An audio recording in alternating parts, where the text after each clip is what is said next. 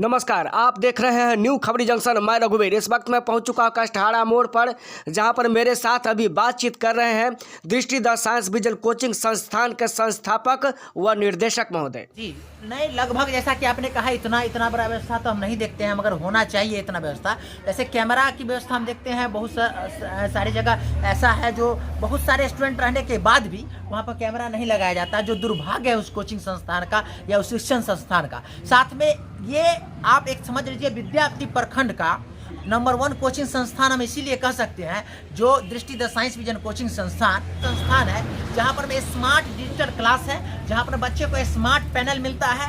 बच्चे को smart panel इसीलिए, चूंकि देखिए हम देखें बच्चा जितना रटकर या समझकर उतना पढ़ना नहीं चाहिए, उसको देखकर सीखना चाहता है। तो हम इसलिए सोचे ठीक है 2 लाख रुपया से प्लस इन्वेस्ट करके हमने स्मार्ट सेटअप लगाया, स्मार्ट फ्लैट पैनल लगाया अपने क्लास में, जिससे बच्चे देखे भी, सुने भी, समझे भी। मैंने उसका सब और से ध्यान सिर्फ हो तो सिर्फ पढ़ाई पर हो, तो मनोरंजन के साथ साथ जो पढ़ाई है वो बच्चा का जुड़ाव होना चाहिए। कभी कभी जैसे हम लोगों का जो हट के आपने पूछा, तो जो सांस्कृतिक कार्यक्रम है वो भी हम चलवाते हैं, बच्चे को संगीत भी करवाते हैं। तो ये सब तमाम व्यवस्था इसके लिए हमें, जैसे कमजोर छात्राओं के लिए जैसे उसके अलग से व्यवस्था पढ़ाई के लिए, जिसका कोई चार्ज अलग से नहीं ले, जिस वर्ग में है उसी वर्ग का चार्ज उसका लगता है। अलग से जो जितने भी कमजोर छात्राएं होते हैं उन्हें किसी प्रकार का कोई चार्ज। लोग एकदम लाचार व्यक्ति है, लाचार है, उनको हम निश्चित रूप से माने पूरा, अगर उनको जो इच्छा या तो वो दे दें, और नहीं तो उसमें डिस्काउंट तो निश्चित रूप से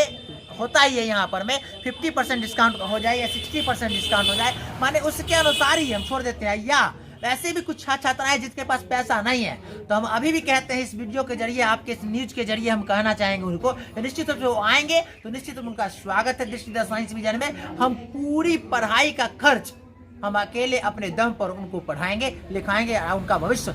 ऐसा कभी आपके साथ हुआ है जो विद्यार्थी आया कहा सर पैसा नहीं है मेरे पास और पढ़ने का मन है? बिल्कुल, कई बार ऐसा हुआ है। कई भी छात्राओं को हमने पढ़ाया भी, और अभी जो आपके न्यूज हमारे जितने भी दर्शक देख रहे होंगे या छात्राओं में से देख रहे हैं, उनको भी पता होगा सर कितना रिलीफ देते हैं। वो जो देते हैं पैसा के लिए तो कभी डिमांड ही नहीं होता, क्योंकि हम जब शिक्षा के क्षेत्र में आए थे और शिक्षा प्रेमी इसीलिए हमने मेरे मन में रहा, और शिक्षा प्रेमी से जगह से हम जुड़े रहे इसी के वजह से कि चूँकि मेरे पिताजी भी एक सरकारी स्कूल के HM थे, तो प्रधानाध्यापक थे, तो शिक्षा जगत से जुड़ा हुआ रहा मेरा परिवार रहा। तो इसको लेकर हमने कभी शिक्षा को बिजनेस नहीं बनाया, और शिक्षा को एक दान समझकर बच्चे को संस्कार देने का काम किया। बिल्कुल, और इसी तरह से आप एक दूसरे को मदद करते हुए आगे चल रहे हैं, बढ़ रहे हैं। इसमें आपके भी भलाई हो रही है, समाज की भलाई और देश की भी भलाई हो रही है। तब तक आप बने रहिए हमारे न्यू खबरी जंक्शन पर। मैं रघुवीर, धन्यवाद।